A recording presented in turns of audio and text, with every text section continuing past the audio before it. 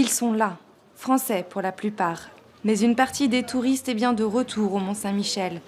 La Merveille vient de connaître une crise de la fréquentation historique cet hiver. Les attentats de novembre dernier ont totalement stoppé le tourisme japonais en France et le Mont-Saint-Michel en a été l'un des premiers monuments impactés. C'est cette page Facebook qui suscite la polémique. Des photos, des vidéos, des commentaires, des discussions. Les créateurs du site demandent que l'on dénonce les casseurs. Certains disent en avoir assez de voir la ville saccagée régulièrement et en appellent aux internautes. Du fond des entrailles de la grotte Chauvet, plusieurs centaines de siècles nous contemplent. La majorité des peintures pariétales de la grotte Chauvet seraient bien les plus anciennes découvertes à ce jour sur notre planète. Plus anciennes donc que les œuvres préhistoriques de Lascaux en Dordogne. Ce sont en tout cas les explications données aux très nombreux visiteurs de la caverne de restitution de Vallon-Pont d'Arc.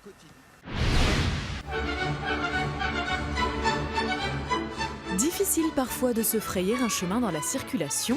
Sur ce rond-point, les pistes cyclables sont inexistantes, alors les amateurs de vélo font ce qu'ils peuvent, comme rouler sur les trottoirs.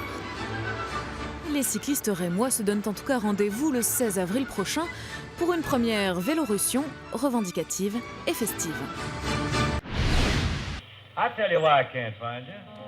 La devanture intrigue dans le quartier interlope de Pigalle. La promesse attire, la grande aventure du son enregistré. Même si le micro-sillon est redevenu tendance aujourd'hui,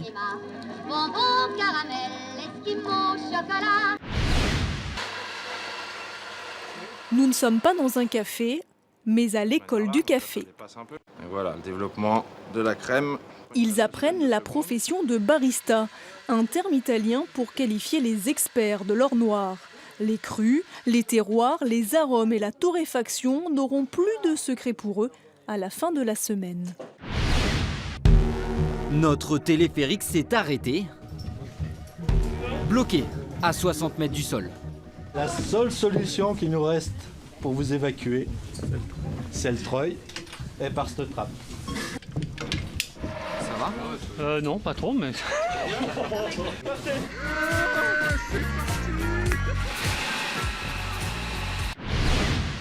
Des centaines de cerfs-volants géants, imposants, colorés, gonflés, qui flottent d'une manière presque naturelle.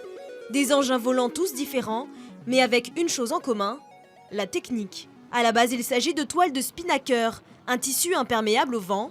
Un peu d'imagination et des centaines d'heures de couture plus tard, voici le résultat.